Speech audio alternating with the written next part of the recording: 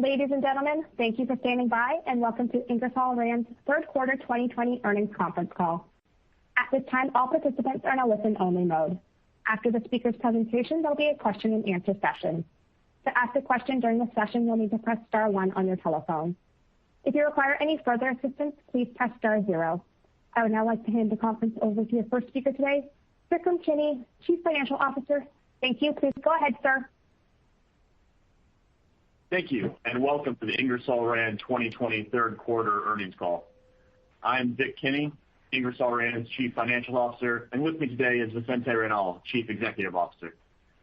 Our earnings release, which was issued yesterday, and a supplemental presentation, which will be referenced during the call, are both available on the investor relations section of our website, www.irco.com. In addition, a replay of this morning's conference call will be available later today. Before we get started, I want to remind everyone that certain statements on this call are forward-looking in nature and are subject to the risks and uncertainties discussed in our previous SEC filings, which you should read in conjunction with the information provided on this call. Please review the forward-looking statements on slide 2 for more details. In addition, in today's remarks, we will refer to certain non-GAAP financial measures. You can find a reconciliation of these measures to the most comparable measure calculated and presented in accordance with GAAP in our slide presentation and in our earnings release, which are both available on the investor relations section of our website. Turning to slide 3, on today's call, we will provide an update on the integration efforts of the company, as well as review our third quarter and total company and segment highlights. We will conclude today's call with a Q&A session. We ask that each caller keep to one question and one follow-up to allow for enough time for other participants. At this time, I'll turn the call over to Vicente. Thanks, Vic, and good morning to everyone. I want to start our call by thanking all our employees around the world for their hard work and commitment to the health and safety of our teams and their families as we continue to navigate the COVID-19 pandemic, as well as their dedication to serving our customers at the highest level. Their focus and consistent contribution, coupled with the continued proliferation of IRX throughout our organization, delivered strong results we can all be proud of. Turning to slide 4, I want to spend some time on our culture because it is a competitive advantage for us. Particularly in the midst of the COVID-19 pandemic, our progress has been impressive. Let me point out a few examples of the in-flight initiatives that are helping to foster our unique culture as we integrate both companies. We have now rolled out our purpose and values activation to nearly the entire company. These are highly engaging one-on-one sessions where we work with our employees to discuss our purpose and values and what it means to live them every day. In addition, we have continued the Owning Our Future forums, which are virtual micro-town hall meetings to create open dialogue. To date, we have engaged and heard from over 7,000 employees, and their feedback is helping us simplify our internal processes. In the third quarter, we also conducted our first all-employee engagement survey. We had a 95% participation rate across the entire company, which is nearly 15 percentage points higher than the manufacturing index we benchmark and puts us in the top quartile of participation. Our high engagement level is a positive reflection of employee satisfaction with working at Ingersoll-Rand, and employee happiness is very important to us. And a great example of our employees living our purpose and values and making a positive impact in our community is the dosatron team, which sits in our Precision and Science Technology segment. The dosatron team helped develop a method to deliver clean drinking water to an orphanage in a remote location in Madagascar, using our technology of electricity-free dosing pumps. Examples like these are happening around the company and are a strong proof of the culture we're building at Ingersoll-Rand, which firmly supports our purpose of lean on us to help you make life better. Moving to slide 5, one of our key values is thinking and acting like an owner. In the third quarter, we took a major step forward in bringing that value to life by making all of our employees shareholders of the company. On September 21st, we were proud to virtually ring the opening bell at the New York Stock Exchange and announce the issuance of $150 million in equity awards across our entire employee base. This is a meaningful distribution equal to 20% of an individual's base cash compensation. And as I have said before, this is not a thank you note to the team. Instead, this is a catalyst to have all 16,000 owners all moving in the same direction to drive change and create value for all shareholders, including themselves. And like we did at Gardner-Denver, we're tying the equity grant to a specific initiative of improving net working capital. We're training all employees on what it means to be an owner. And when we launched this in 2017, we improved working capital as percentage of sales at Gardner-Denver by over 500 basis points in less than 2 years. So for us, we feel the future is extremely bright at Ingersoll-Rand, and with 16,000 employee owners moving in a common direction, I am confident in our ability to create meaningful value. Turning to slide 6, let me now provide an update on our integration efforts. We have built a strong foundation and are now pivoting to growth with a specific focus on executing our talent priorities, continuing to capture supply chain synergies, and driving free cash flow, which is allowing us to accelerate investments in IoT, digital, and e-commerce initiatives.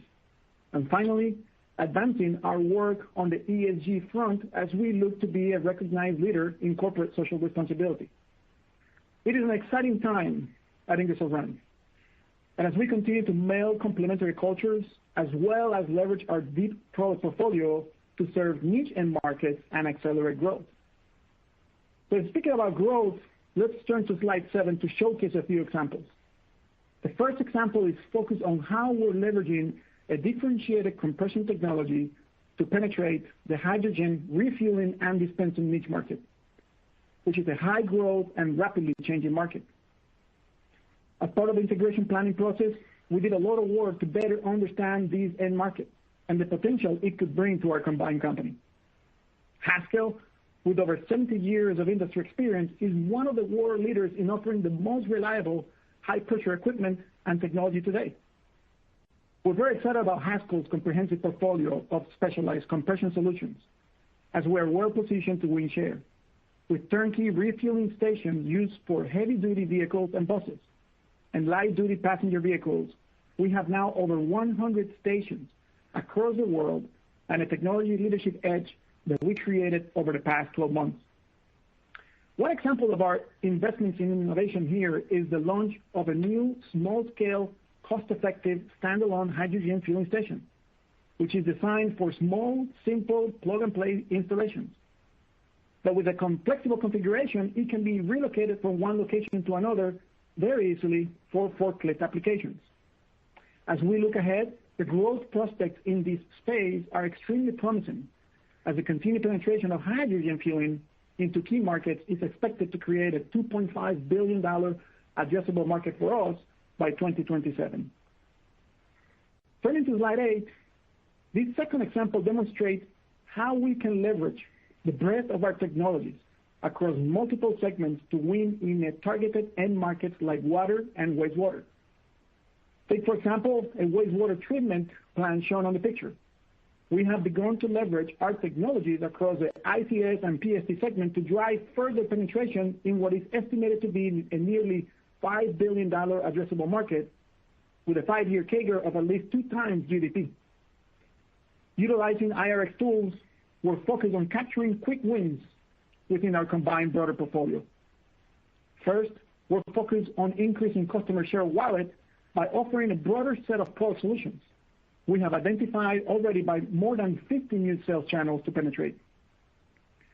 Second, we're coordinating internally our large project funnel to ensure all relevant businesses and brands are involved in bids with the goal of maximizing the content of Ingersoll-Rand products in any project. And third, by combining demand generation database contact across the 2 segments, we have now over 32,000 contacts, with an expectation to increase by 40% in the U.S. alone as part of our impact daily management process. We're now beginning to educate this entire universe of potential customers about our technologies and solutions with dedicated digital campaigns. And while we're still in the early days, as we just launched this initiative, we have already seen an increase of over $30 million in our funnel. This commercial synergy is just the beginning of what we believe will be a future where we connect all the technologies to optimize the entire process. And given the work we are already doing on IoT, we feel that we're well positioned to capture this opportunity given our deep know-how of the types of sensors and controllers required in our products to best optimize the data acquisition and analytics. Let me now turn over the call to Vic for an overview on the financials. Vic? Thanks, Vicente. Moving to slide 9, overall, we are extremely pleased with our performance in Q3, as industrial end markets saw a gradual sequential momentum throughout the quarter.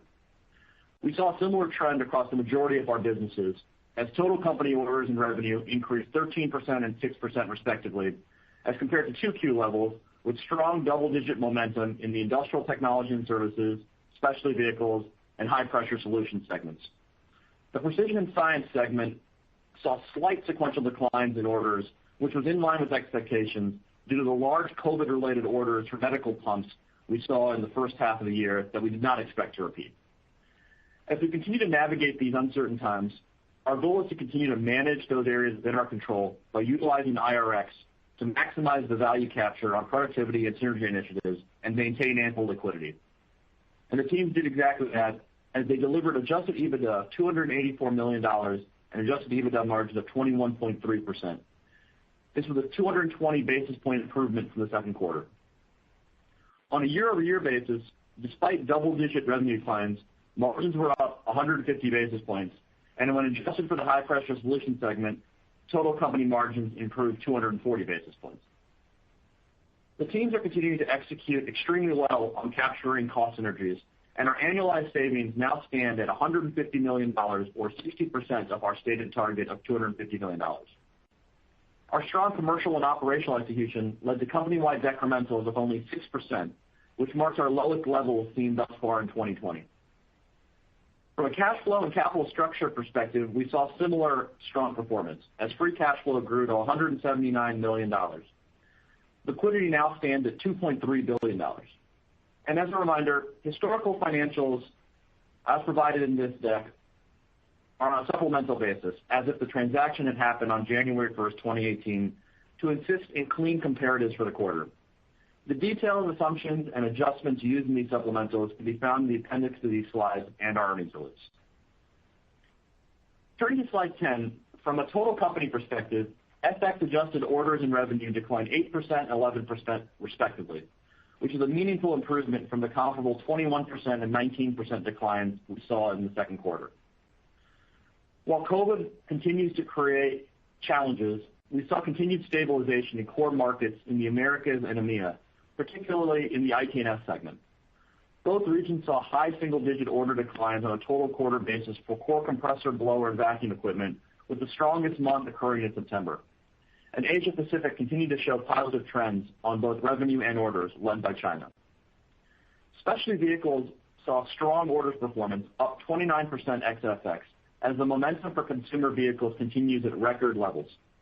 And as expected, the High Pressure Solutions segment saw order declines of slightly over 80% due to continued overcapacity in the market and depressed activity levels. Overall, we posted a strong book-to-bill of 1.02 for the quarter, which was slightly better than levels seen in the prior year of 1.0. The company delivered $284 million of adjusted EBITDA, a decline of only 3% versus prior year, even with the headwinds caused by the pandemic. The IT&S, Precision and Science, and Specialty Vehicle segments all saw year-over-year improvements in adjusted EBITDA and strong triple-digit margin expansion. Offsets were seen in the High Pressure Solutions segment, as well as higher corporate costs, which saw a large benefit in prior year costs due to reduced incentive compensation costs, as well as in-year investments primarily around infrastructure and growth initiatives to stand up the new company. Turning to slide 11, free cash flow for the quarter was $179 million, driven by the strong operational performance across the business, working capital improvements, and continued cost savings and CapEx prioritization initiatives in the current uncertain environment. CapEx during the quarter totaled $8 million. Free cash flow included $26 million of outflows related to the transaction, comprised of $13 million of synergy delivery spend and $12 million of company stand-up related spend. From a leverage perspective, we finished at 2.5 times, which was an 0.1 improvement as compared to prior quarter, despite $10 million of lower LTM adjusted EBITDA. We would expect to continue to see leverage remain in the 2.5 times range or slightly better as we finish the year. And we feel comfortable with our current leverage position and see a path to being at 2.0 times or better in the relatively near term. On the right side of the page, you can see the breakdown of total company liquidity, which now stands at $2.3 billion, based on $1.3 billion of cash and nearly $1 billion of availability on our revolving credit facility. During the quarter, we terminated our legacy receivables financing agreement, which was due to expire at the end of the year. We were not intending to renew the RFA moving into 2021 due to our enhanced liquidity profile and given the fact that the overall impact on liquidity from the RFA exit was less than 2%. As of September end, all the company's legacy fixed interest rate swaps have now expired. This is expected to yield an approximately $5 million cash interest benefit in Q4 as compared to Q3 at current interest rate levels. And as the company's debt profile is now 100% fully floating, we'll be examining the appropriate fixed versus floating structure moving forward from a risk management perspective. In total, liquidity has now increased $730 million from the end of Q1, giving us ample dry powder to execute on our organic and inorganic growth strategies. Moving to slide 12, we continue to see strong momentum on our cost synergy delivery efforts. Within the quarter, we accelerated the phasing of this initiative, and we have now already executed $150 million of annualized synergies. This includes $105 million of permanent structural cost reductions, with approximately $80 to $85 million of those savings expected to be realized in 2020. On procurement synergies, we have captured $40 to $50 million, with approximately $15 to $20 million of those savings expected to be delivered in 2020. This represents an increase of $20 million of executed actions as compared to prior quarter.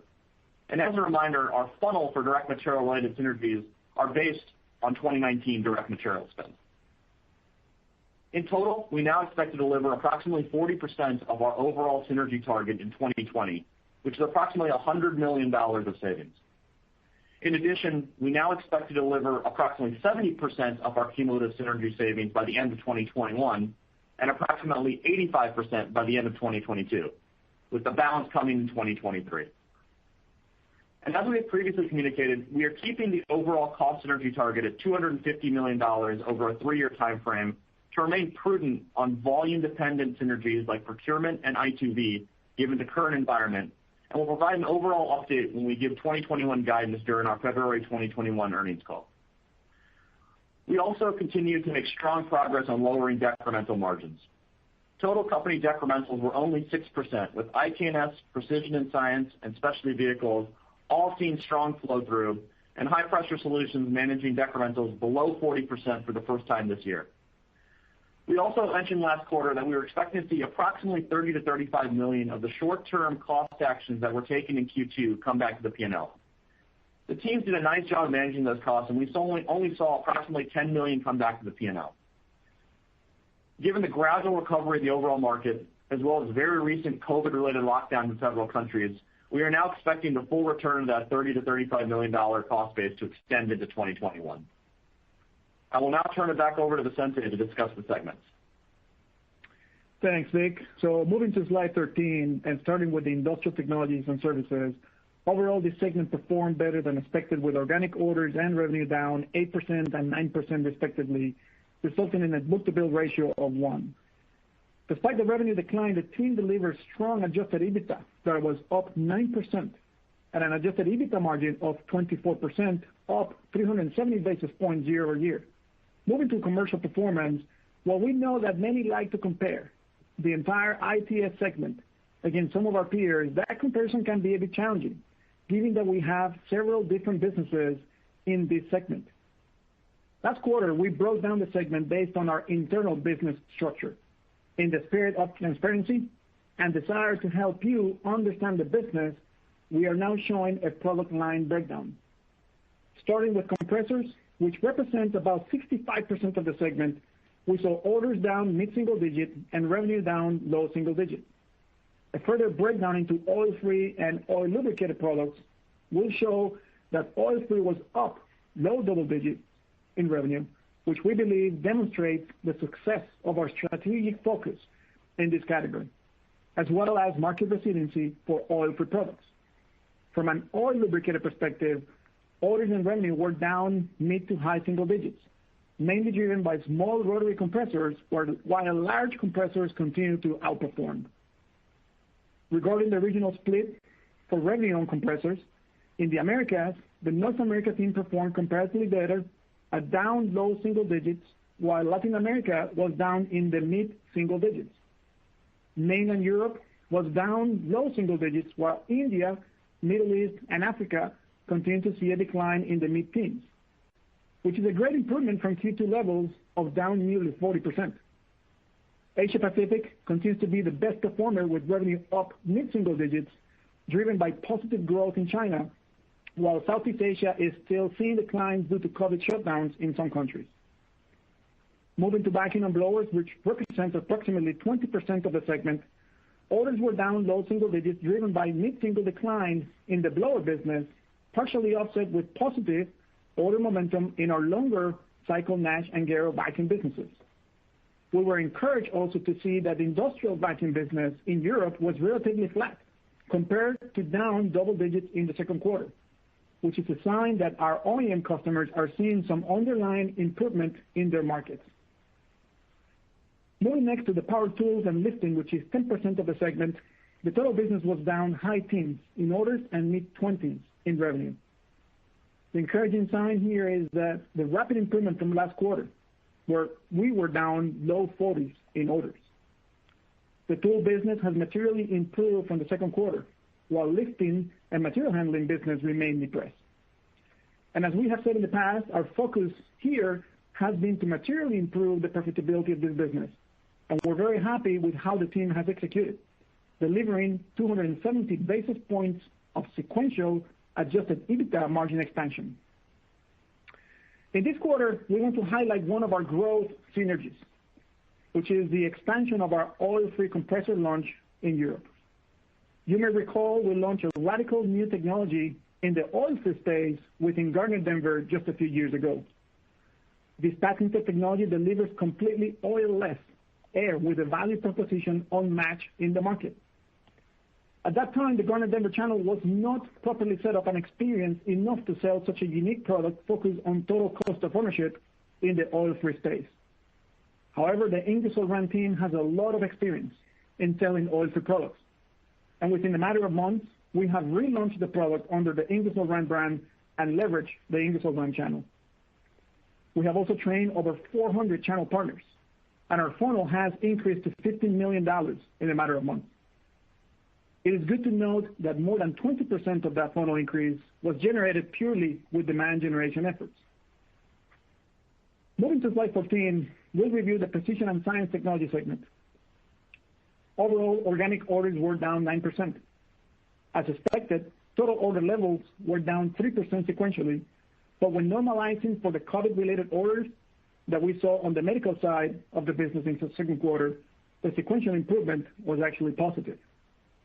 Revenue performance was quite strong at down only 1% organically. Driving the strong performance within the business were the dosatron and medical businesses, which delivered double-digit revenue growth. The Precision and Science Technology team also delivered strong adjusted EBITDA that was up 14% on relatively flat revenue. This led to a very resilient adjusted EBITDA margin of 30.7%, up 350 basis points year over year and 40 basis points sequentially. Again, driven by solid execution and use of IRX tools to drive productivity enhancements. On this call, we're excited to introduce Albin Pump to the Ingersoll-Rand family.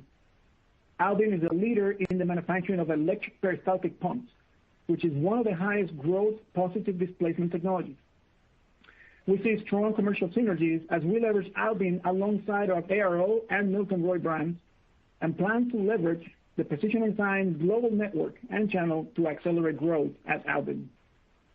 This is a great example of the type of bolt-on acquisitions we're very excited about for the company. Moving to slide 15 and the Specialty Vehicle Technology segment, overall Q3 was another strong performance for the Specialty Vehicle Technology team, with organic orders and revenue up 29% and 1% respectively. Adjusted EBITDA of $38 million increased 36% year-over-year, leading to an adjusted EBITDA margin of 19.7%, which represents 510 basis points improvement versus prior year. Proliferation of the IRX toolkit is allowing the specialty vehicles team to capture strong end market demand in the consumer vehicle segment and grow our share.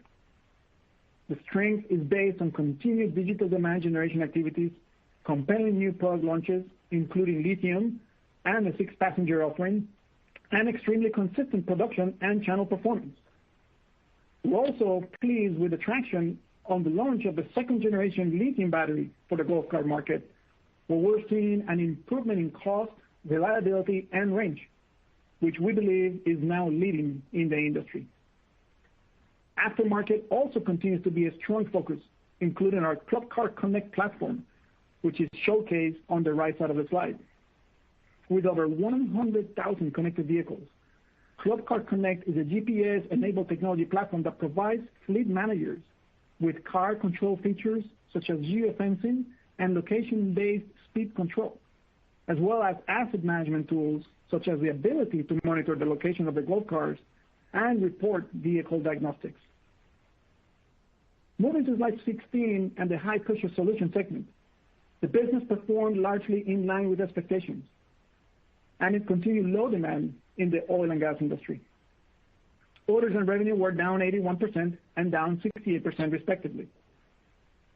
Nearly 90% of the revenue base continues to come from aftermarket parts and services, with consumables continuing to be the most stable component of the revenue base. I am extremely proud of the team for their proactive efforts and productivity improvements around cost management controls, which allows us to deliver positive adjusted EBITDA of $1 million and decrementals below 40% despite the meaningful revenue declines. As we look ahead to the fourth quarter, although we're seeing some market recovery, we have the unknown of extended holidays later in the quarter, as well as continued pandemic headwinds. Looking forward to 2021, we remain encouraged with how the business is positioned from a product offering and cost structure perspective. We feel there is some pent-up demand in the market, which will return at some point beginning with the service and repair work, and we're well positioned to capture this opportunity with the premier service centers like our Permian facility that is highlighted on the right side of the slide. Moving to slide 17, we wanted to provide a quick snapshot of how the business has performed thus far in the fourth quarter. Through the first 3 weeks of October, the total company is down mid-single digits in orders, with book-to-bill at greater than 1. Within the Industrial Technologies and Services segment, the regions are largely trending in line with the year-over-year order trends that we saw in the third quarter. And the Power Tool business continues to see sequential improvements. The Precision and Science Technology segment is currently positive year-over-year. And the Specialty Vehicle segment is continuing to see healthy momentum on the consumer side, coupled with growth seasonality. The High Pressure Solutions segment is down 30 to 35%, which is encouraging, but we see limited expectations for activity in December. We're not providing formal Q4 or total year guidance at this time, but from a high-level perspective, we expect the gradual market recovery to continue in the fourth quarter, with revenue trending positively on a sequential basis. The Industrial Technology and Specialty Vehicle segment should support most of that strength, given normal seasonality in the shorter cycle components of Industrial Technology, as well as larger projects that will ship later in the quarter. For the Precision and Science Technology and High Pressure Solutions segments, we expect a comparable revenue performance relative to the third quarter. From a margin perspective, we will continue to aggressively manage decrementals and expect to be below 30%.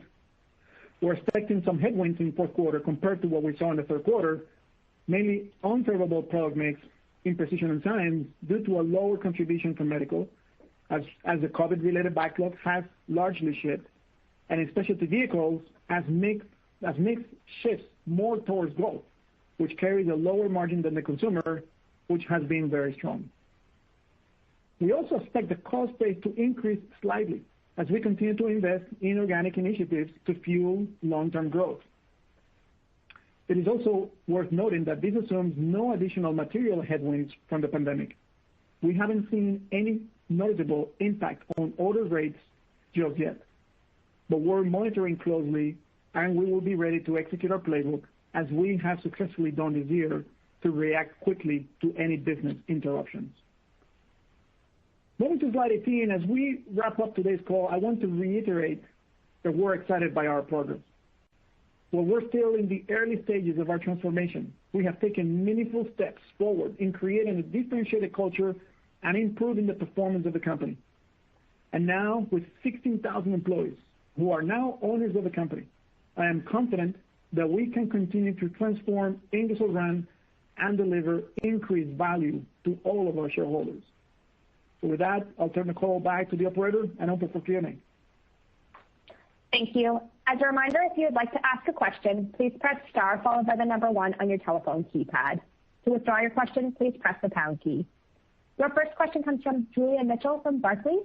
Please go ahead. Your line is open. Hi, good morning. Morning. Morning. Maybe just the first question around the operating leverage as we look ahead to a more normalized sort of recovery stage. You had 60% sequential incremental margins, I think, in Q3, so extremely high level, and understand that those incrementals will moderate as the recovery matures. But maybe any kind of placeholder as you're thinking about the net off of temporary costs coming back, the ongoing synergy extraction, and the extent to which you'll manage those incrementals via ongoing reinvestments as well. Yeah. Hey, Julian. This is Vic. I'll start with that and let Vicente weigh in as well. You're absolutely right. I think Q3 was an extremely strong quarter for all the reasons you mentioned.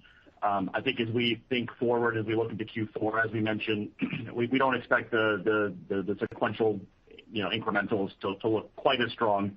Our view as we look kind of forward and frankly even look into 2021 is that we think that normalized incrementals kind of across the portfolio on a base level should play in that kind of 30 to 35% range, with obviously some upside opportunity for the synergy extraction. Remember, there are some cost normalization and things of that nature that will continue to kind of unfold as we move into 2021, as we mentioned. But I think 30 to 35% is probably a good base level to use, with some upside opportunity as synergies start to materialize into 2021 and thereafter. That's very helpful. Thank you. And then my second question, really around the free cash flow. Very strong in the 9 months, 470 million odd, 125% conversion to adjusted net.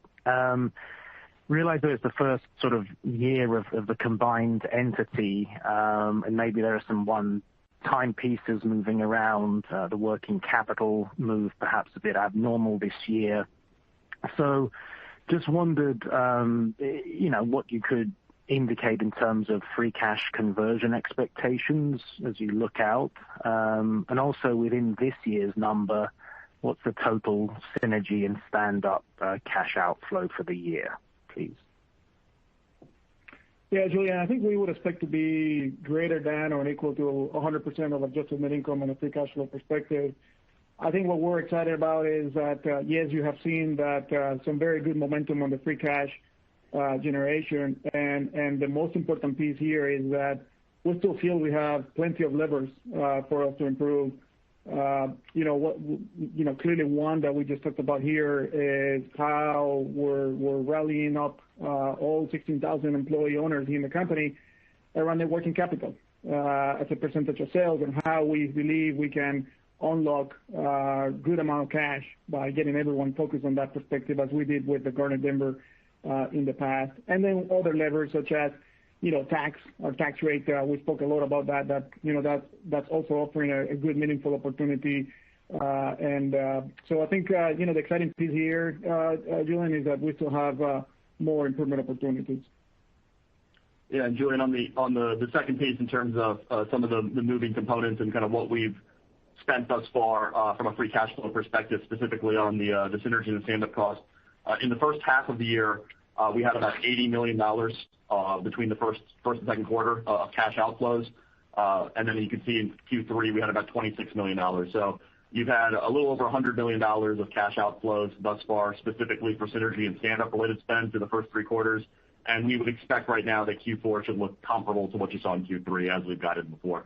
So I can kind of give you an idea of kind of just the I'll call it one time, but really the synergy and stand-up related spend that has flowed through free cash flow. Fantastic. Thank you. Thank you. Yep. Your next question comes from Michael Halloran from Baird. Please go ahead. Your line is open. Hey, good morning, gentlemen. Morning, Mike. Morning, Mike. So why don't we start with some thoughts as we're thinking about next year? Just a lot of uncertainty out there. Qualitatively, how are you guys positioning things internally in your core businesses as we sit here? What's the early thought process? How are you guys going about iterations for next year? Any kind of high-level thoughts on that side?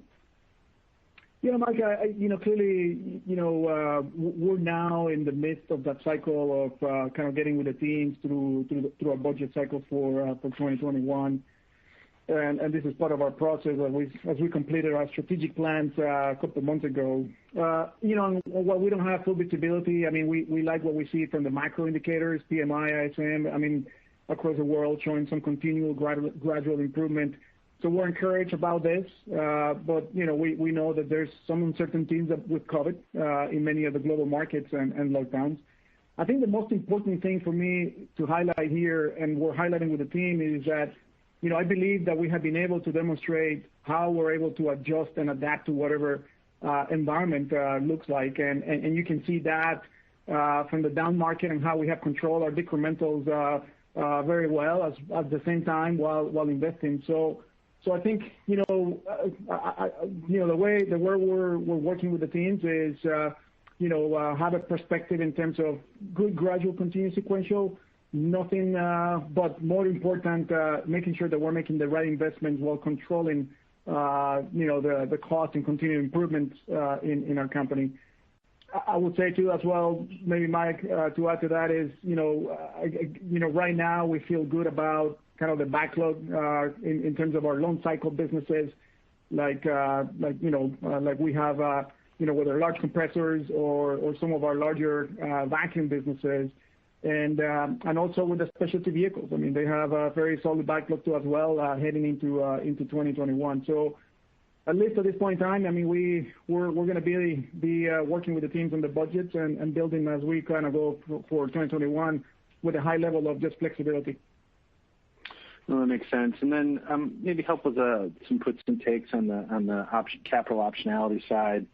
One, how you're thinking about the current portfolio as it sits here today, any changes there, and then secondarily, you're in a good balance sheet position. Vic mentioned earlier towards 2x in the near future here. How are you thinking about M&A? What's the funnel look like? And then secondarily, are buybacks something you guys are considering in the near term? Yeah, Mike, I think this is as you saw, we got our three phases, and we spoke a lot openly about our kind of phase 3 of portfolio optionality that just gives us plenty of opportunity for us to evaluate that, and that is equal on both sides, as you said, optionality on potential divestitures, but at the same time on the M&A, and the M&A, I tell you, the funnel is very, very active. We're very excited with Albin, the acquisition that we just made. A lot of these acquisitions as well. I think the interesting thing is that we continue to source those ourselves in the sense that we're finding that being proactive and working with a lot of these companies in our relationships is really unlocking the opportunity to be able to be more prudent and disciplined in the terms of multiples that we pay. So I think the M&A funnel is very, very active, and we're really excited about what we have ahead of us in that case.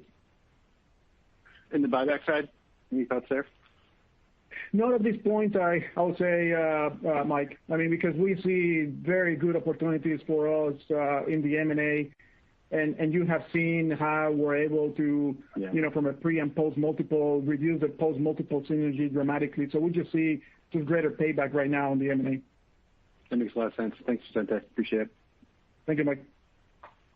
Your next question comes from Jeff Sprague from Vertical Research. Please go ahead. Your line is open. Thank you. Good morning, everyone. Morning. Hey, just coming back to kind of the synergy question, as you think about kind of the funnel, right? I just wonder if the funnel, really the complexion of the funnel is changing at all. And, some of your concern just about kind of the ability to travel and all these sorts of things kind of getting at the 250 doesn't really seem to have kind of borne out, right? It seems like you're actually getting at it maybe a little bit quicker than you thought. So really kind of two questions. The speed with which you can, kind of continue to knock out the 250 and whether there's anything really moving around on the 350 and when that might move from kind of funnel to actual firm target. Yeah, sure, Jeff. This is Vic. I'll take that one. You're absolutely right. We've been pretty pleased with how we've been actually able to execute on the synergy funnel at this point in time. As we mentioned, I don't think that, frankly, the COVID environment has really prevented us from executing on the funnel. We started with, frankly, a lot of the activities, particularly on the structural side, and I'd say the beginning phases of the procurement, frankly, before the merger even, was completed. So that's really been able to accelerate what we've been able to see. And you've seen that we've actually sequentially every quarter, we've even accelerated the cadence, including now where we're saying about 40% of the savings to be delivered here in 2020, 70% by next year, and then 85% by the year thereafter, which is considerably, I'd say, sped up compared to what original expectations are. So I'd say at this point in time, continuing to kind of move forward. I don't think the COVID environment has dramatically stopped things. We've even found ways to do things like I2B and workshops and teardowns in a virtual manner. Not how we planned it originally, but still being able to execute. And then in terms of the larger funnel of, in excess of 350, I'd say the complexion, to your point, is still largely the same. Really what's ahead of us here is much more direct material-oriented savings as well as footprint. And as we mentioned, the direct material side does have a big component that's obviously tied to the volume equation, which, as Vicente mentioned, as we get better visibility to 2021 and thereafter, I think we'll be able to give an update accordingly. And the footprint piece largely has not changed. I'd say that's the piece that clearly in this environment is probably a little bit more difficult to execute on. The good news is the funnel is continuing to progress quite nicely, and we'd always planned to be executing on that footprint funnel really into 2021 and 2022. Nothing's really changed in that manner. So I'd say we're still pleased with how things are progressing, and we've largely accelerated what's within our control. Great, thanks for that. And just back to IT&S on some of the kind of heavier CapEx-oriented parts of the business. I just, you gave us the order color and appreciate that. I just wonder if you could give us a little bit more color, though, just on, what your customers are saying, how the CapEx outlook in some of these vertical markets that are more industrially sensitive, look as we perhaps look into at least the first part of 2021. Yeah, so I think we're encouraged in terms of how we're seeing the conversations with the customers.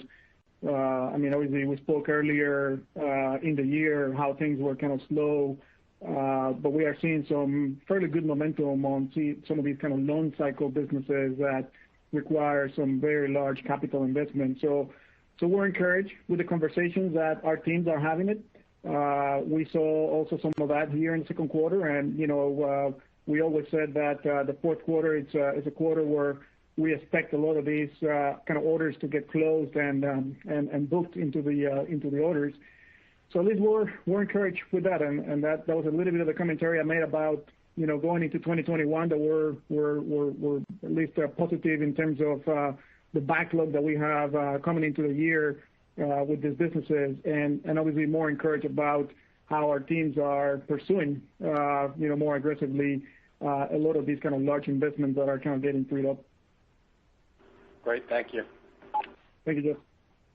Your next question comes from Nigel Coe from Wolfe Research. Please go ahead, your line is open. Thanks, good morning. Morning. So I wanted to switch to upstream oil and gas, high pressure, HPS. Obviously, encouraging trends there. It seems like we found a floor and we're starting to improve sequentially. A couple of questions there. One, would you say a disproportionate amount of the temporary cost measures have gone into that business to sort of preserve the margins? And should we be dialing in some modest sequential improvement in that business, similar to what we've seen in prior recoveries from here? Yeah, Nigel, so definitely a good amount of temporary, but I would say similar in nature to what we have done. If you remember, the HPS is a business that even back in the second half of last year, we started to restructuring and the business looks really different from a footprint perspective and also from the CapEx investment that we have done. So I think we're encouraged with what the team have been able to rapidly adjust, and I think that is really encouraging as we see some of the kind of comeback that we're seeing in the market. And then sequential growth from here, do you think that's reasonable based on customer conversations and what you see in the market? We think so, Nigel. We're being kind of thoughtful and prudent from the perspective only just because you never know what's going to happen on some of the holidays here after Thanksgiving and into Christmas. But based on fleet count continues to increase sequentially, our order rates continue to increase. You saw now year over year, as we pointed out in the first week of October, we're down only 30 to 35%, which is also encouraging. But we still also feel that the pent-up demand has not come through. So I think that's also highly encouraging, as I would say. Okay, great.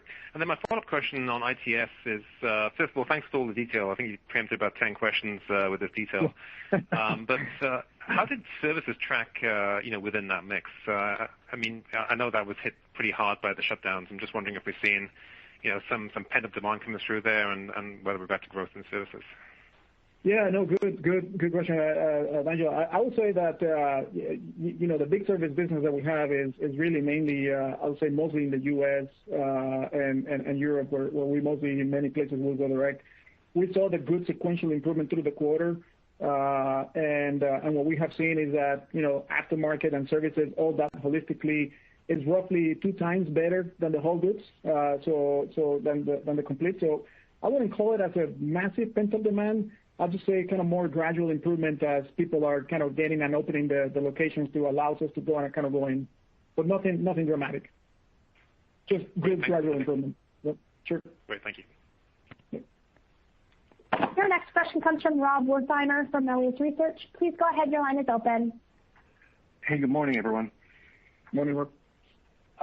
So, Cynthia, I think you've touched a couple times on sort of long cycle versus short cycle dynamics, but I wonder if you could just tell us underlying demand, sort of trends. Is there a very wide gap between the two? How wide is it? Is it already narrowing down so that the longer cycle stuff is in fact, coming up? We're not just relying on the short cycle stuff.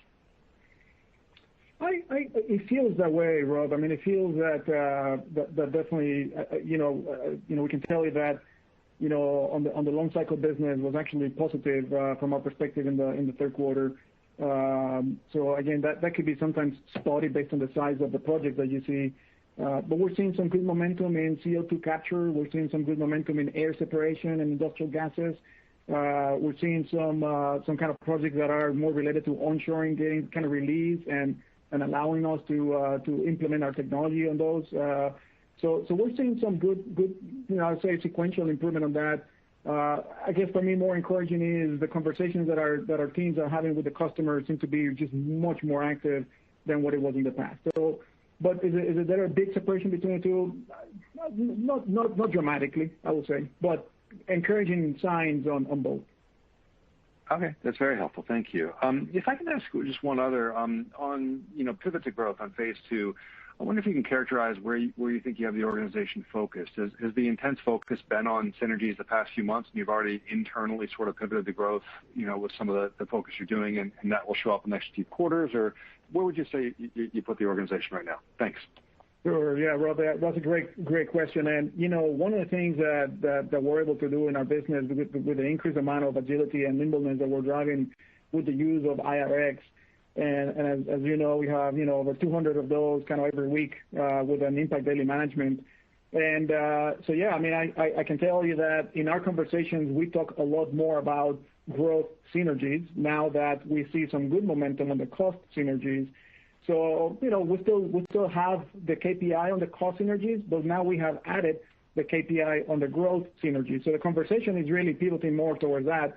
It takes time to see that solid momentum in the business. So, but again, we're able to pivot kind of right in the I'll say, we did a mid third quarter kind of pivoting to that. And so again, more encouraging, and as kind of we go into 2021, that we could see some of the fruit of those actions that we're taking. Thanks very much. Your next question comes from Stephen Volkmann from Jefferies. Please go ahead. Your line is open. Hi. Good morning, guys. If I could just go back, Vic, to some of your comments about the margin incrementals. I think we had originally thought about 30-ish% this quarter, and obviously you kind of blew that away and talked about some of the temporary costs not coming back as you expected. I'm just trying to understand, how does that work? I mean, it sounds like you don't actually kind of drive that from a top-down perspective. Maybe it's more driven by the businesses, and obviously I'm trying to think about how that all plays out in the fourth quarter. Thanks. Yes, yeah, I'll categorize it. I mean, it's obviously driven. Our teams, as I said, even as we are preparing our budgets for 2021, our teams are really attuned in terms of what incrementals and decrementals are kind of being viewed as for best in class, and we'll strive to get to those. I think when we provided some of the kind of conversation or no guidance, but a framework as we were going into Q3. There was a lot of discretionary cost that was supposed to come that obviously not all of that showed up into the third quarter. But I'll tell you that our teams just pay close attention to a lot of these leading indicators that we're tracking, and I think in our commentary we'll just kind of be more attuned in terms of just telling you kind of what we expect to see, but obviously with the room for our teams to be able to drive further improvements to that. Okay, so just to be clear then, Vic mentioned, I think, 35-ish% incrementals. Is that the right way to think about the fourth quarter? No, so Steve, I think the way we were thinking about it is that was kind of more of a longer term into 2021. From a fourth quarter perspective, and if you look year over year, I think in our prepared commentary, obviously we're still going to see a challenged view versus prior year. We mentioned that decremental should be lower than 30%, and frankly, we would expect to be able to control it, frankly, lower than that level, pretty much more in line with probably levels you saw in the 2Q realm or slightly better. Clearly not as well as Q3, which was at 6%. Clearly a lot of good tailwinds in some of the margin mix items we talked about. But I think Q4 specifically, continue to see decrementals well below 30%. But I think as we look further out and as hopefully the business turns to more of a growth mode, that was kind of the comment as we look ahead. Great. Thank you. That's exactly what I was looking for. I should have said decremental. Sorry. So that's all I got. Thank you. Great. Thank you. Your next question comes from Andy Kaplowitz from Citigroup. Please go ahead. Your line is open. Hey, good morning, guys. Morning, Andy. Morning. Sandy, can you give us a little more color on what you're seeing in terms of the growth within precision and science? You mentioned the expected decline in the foreign PFS business. It was down 6% in Q3. GDI Medical, I think, was up 10%. But then you mentioned the overall segment is positive through the first weeks of Q4. So is PFS continuing to turn more positive, or is it really strengthen that GDI Medical business? And could you give us more color on what's driving the improvement in PFS? Yeah, Andy, I'll say that most of the businesses are kind of continuing to strengthen with the precision and science, and that's clearly you're seeing some of that here in early October. And when we saw throughout the quarter, in the third quarter, we saw continued improvement through the months of Q3. And then, Vicente, obviously you spent some time talking about hydrogen. Obviously, ESG becomes more important every day. You just mentioned onshoring and the initiatives there. So if you look at all these sort of, newer trends together, is it having an impact on your business overall right now? And as you think about 21, how well positioned are you to sort of grow above market because of all these new trends that you guys are exposed to? That is, I think, the exciting piece there, Andy, that as a lot of these kind of trends continue to go in our favor from that perspective, and not just by pure luck, but mainly because of the, I'll say, call it self-help innovation that the team is doing. I mean, we find some of these kind of growth secular trends, and then we evaluate how can our technology be applicable to those trends, and then we go deeply and then create some unique differentiated innovation. I think that is what is very different in our case, is that our teams are pretty agile on that. Yeah, I think it's more going to be indicative in 2021 and further. You can see, expectations for the hydrogen are just kind of massive in terms of growth, and we want to be participants with our new kind of unique technology. But it's going to be kind of more, I'll say, medium to long term. Thanks, Vicente. Thank you. Your next question comes from David Raso from Evercore ISI. Please go ahead. Your line is open. Hi. Thank you for the time. A question about what's in the backlog for each business. The color you provided on ITS appears to be a positive mix when I hear that the bigger compressors are strong. And then within Precision, just thinking about medical, maybe that driving the growth diminishes a little bit. Should we think about that as maybe potentially a little bit of a less positive mix moving forward? So I'm just trying to get a sense of what's in the backlog, what we have seen so far in October, to better understand the mix developments of the revenue within those two segments. Sure, David. I'll start kind of in inverse order. You hit it on the head with Precision and Science. We did definitely have I'd say an elevated medical backlog that we were really leveraging through second quarter, third quarter, largely kind of shipping through here as we get into the beginning of the fourth quarter. And the medical piece definitely has a little bit of a margin upside, comparatively speaking. So it's not to say that the balance of the Precision and Science it's actually healthy margins. It's just not quite at those medical COVID-related orders. So again, that'll normalize here as we move through fourth quarter and into 2021. On the IT&S side, it's actually not dramatically different. Each project is a little bit unique, but I would say that the margin profile is actually kind of comparable to what you see on the typically shorter cycle compressors or blower and vacuum equipment. And as such, I would say that Q4 margin profile should be comparable to what you saw in Q3. It's project by project, can look a little bit different, but I think in totality it's relatively comparable, especially given the momentum we've seen on margins across the balance of the short cycle. Right. That's helpful.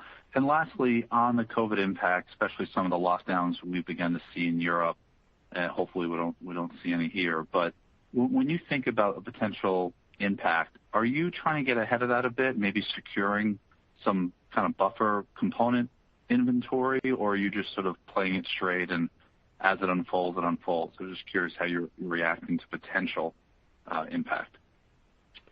I wouldn't call it that we're accelerating any inventories as we speak. No. So what our teams have been doing is that they based on the lessons learned, they clearly work with the suppliers so that the suppliers can hold more buffer inventory for us versus us holding that inventory. So I think we're prepared and working with the supply chain to be able to service us proactively. And so far, no implications on any facilities from some of the French or UK or some of the lockdown lights we've seen in Germany? No? Okay, terrific. No implications. No. Terrific. Thank you. Appreciate it. Thank you. Sure, David. Your next question comes from Joe Ritchie from Goldman Sachs. Please go ahead. Your line is open. Thanks. Good morning, everybody. Morning.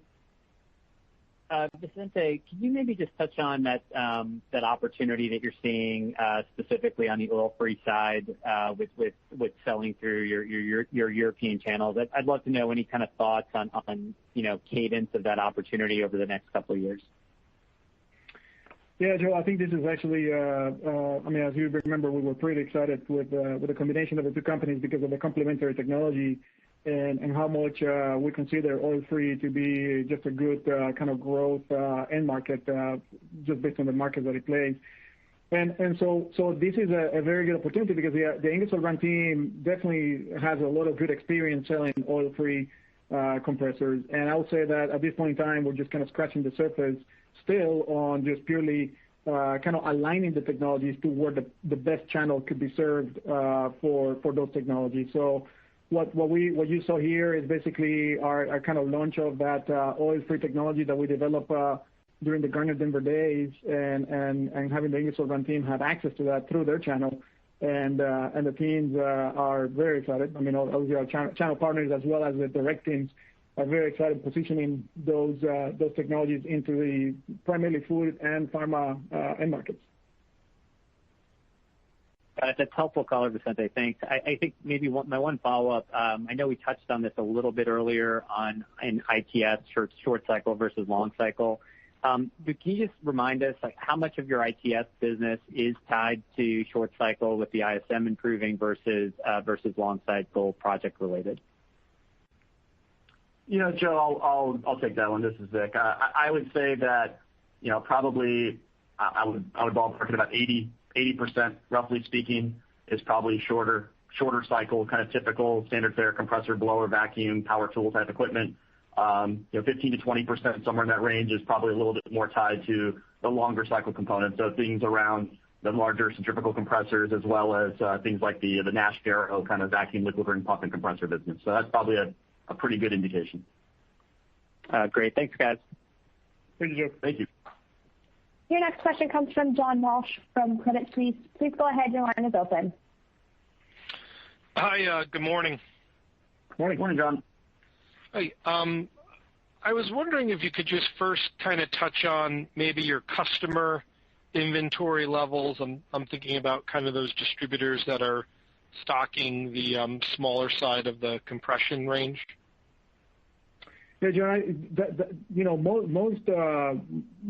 don't have that many distributors that will stock a lot of our compressors, and our exposure to the kind of smaller reciprocating compressors, that basically kind of will be maybe either the do-it-yourself, or we also don't play on that. So I would say inventory levels are just definitely not seen by anybody kind of stocking anything. Just kind of more sell-through. Great. And then I guess just thinking about some of the adjustments and as we go into next year, I guess there was a non-cash impairment this quarter. The acquisition-related expenses are ramping down. I mean, there's puts and takes, but how do we think about those items as we, update our models for next year? Is there visibility into any big adjustments as you see it today? Sure, John. I'll take that one. So, I think in terms of, as we said, whether it be kind of the restructuring or acquisition-related items, you can see that the large majority of the purchase accounting items have bled themselves through. So again, you saw that dramatically decrease from Q2 to Q3. And I think with regards to some of the restructuring items, you'll see the normal cadence of that as we move into 2021, as we still do have restructuring in the form of footprint optimization and things like that ahead of us. In terms of the trade name item, you are correct. We did have a small trade name impairment specific to the power tools and lifting unit within the IT&S segment. Very discreet and particularly just a reflection of some of the revenue declines that we've seen in the power tools and lifting piece, specifically on the trade name side.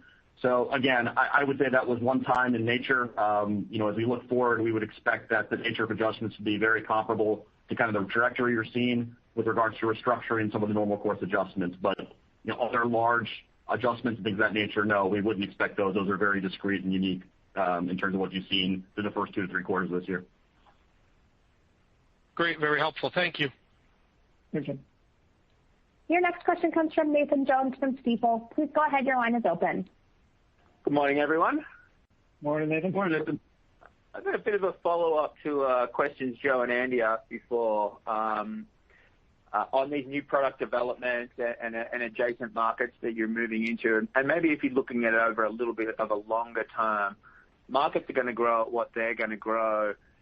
Do you guys have a number that you're targeting in order in growing that addressable market over time? Like, do you think you can grow the addressable market 50 basis points a year, 100 basis points a year through these new product developments and acquisitions to get yourself into new markets to really expand that addressable market consistently over time?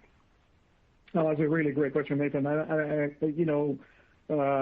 Clearly, we have always been speaking not openly, but how the addressable market for us and how we went. If you remember the days of the medical team, how we doubled that addressable market over a course of like 2 years. So I think it depends on the business, but clearly we want to continue to expand the addressable market. We don't have it pegged at a number, but in the precision and science team, it is clearly kind of dramatic in terms of how we want to increase the addressable market based on penetrating with the new technologies that the team is working. So specifically to a number, I don't have it. We don't have it pegged. We just have it more as a holistically over the strategic period, which is 3 years. We want to double the addressable market in some of the specific businesses that we're focusing ourselves.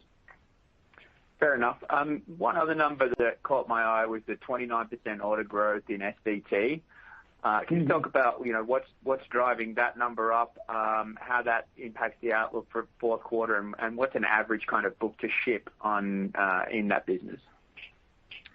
Yeah, so the impact, the team is just executing really well on a lot of the initiatives, and particularly one around the launch of new products on the consumer side. So basically, these are kind of gold cards that are customized to your needs. You can go online which you should do, Nathan, and go online and then kind of customize to your specific kind of desire, and basically that's kind of pretty unique solution for personalizing the vehicles for the individuals. And we have seen tremendous demand of that over the past couple of quarters. I'll say that we're typically, based on the demand that we're seeing, it's typically maybe weeks, but not quarters in terms of kind of the backlog. And specifically, I don't want to call it a number just because we view it as kind of being very strategic in terms of how quickly we can deliver those gold cards for the consumer side. But it's driven by a lot of the initiatives that the teams are doing around, direct-to-consumer demand generation, as well as, kind of new launches of product. We launched a new lithium battery that extends the range of these consumer cards. And also, we spoke today on the call about the connectivity, and the connectivity platform is also providing some good recurring revenue streams for that team. Great. Thanks very much. Thanks, Nathan. Your last question comes from Ivana Dolevska from Gordon Haskett. Please go ahead. Your line is open. Good morning, guys. Morning, Ivana. Morning, Ivana. So just to follow up on specialty vehicles, what's driving this significant margin improvement? And is mix a big driver, and how do you expect it to kind of develop going forward? Sure, Ivana. Yeah, Q3 was obviously an exceptionally strong margin performance, really driven by kind of two main factors, one being the consumer piece, second being the aftermarket piece. So I think the mix, frankly, was the single biggest driver. Consumer, as we've spoken about before, is the highest margin profile component of the entire portfolio, and frankly, aftermarket is right there with it. So when that comprises a healthier component of the mix, you can see kind of the margin profile that goes with it. And then we've obviously done a lot with regards to I2B, self-help, IRX initiatives, which are seeing kind of play themselves out. I think as we think about Q4, and as we mentioned, again, consumer still expected to be strong, but this becomes a very typical, very strong golf shipment quarter. And golf just does, frankly, have a slightly lower margin profile, comparatively speaking, to consumer and the aftermarket component. So again, we would expect to see the kind of margin profile normalize a little bit, but that's really mix driven. But even then, you're going to see meaningful margin expansion year over year. So again, we're quite pleased with kind of how the team is executing both on the self-help productivity side as well as just frankly the top line side of the equation. Got it. And then one question on IT&S: how do margins compare between your core businesses, compressors and blowers, versus power tools and other? And what do you see as medium to long-term targets for each? Sure. So, we don't break down necessarily the subcomponents of the portfolio, but let's just say that I think that as we've historically said, the compressor, blower, and vacuum components actually all have, I'd say, fairly comparable margin profile. While there tends to be a little bit of mix between original equipment and aftermarket, what you can expect here is, though, compressors tend to have a higher aftermarket component, which tends to be a little bit healthier margin. And as such, I'd say the compressor, blower, vacuum piece tends to be a little bit healthier. Clearly, components of the portfolio like power tools tend to be a lower margin profile. We've said that before, but I think we're quite encouraged by the steps the team has taken. Vicente mentioned the prepared remarks, 270 basis points of sequential improvement as we move from Q2 to Q3. I think in terms of medium to longer term targets, like we've said, we feel very good about where the profile of the total segment is, kind of reaching that mid-20s range. I think that's, frankly, we want to see kind of those levels, and we have, frankly, a lot of opportunity with regards to synergy execution and things like that are going to kind of start delivering in 2021 onward. So again, we haven't put a formal, I'd say, target on it, nor have we put a cap on it. But I think we're encouraged by what we're seeing, and yes, we would frankly still expect that the core component of the portfolio, compressors, blowers, and vacuums, to have a higher margin profile than the balance. Thank you. Thank you. We have no further questions. I would like to turn the call over to Vicente Reynal for closing remarks. Thank you, and thank you everyone for the interest in Ingersoll-Rand, and very appreciative of the tremendous amount of work that our employees are doing here, even in these kind of difficult environments, and delivering tremendous results. So thank you, and thanks to our employees. Thank you. Have a good day. Ladies and gentlemen, this concludes today's conference call. Thank you for your participation. You may now disconnect.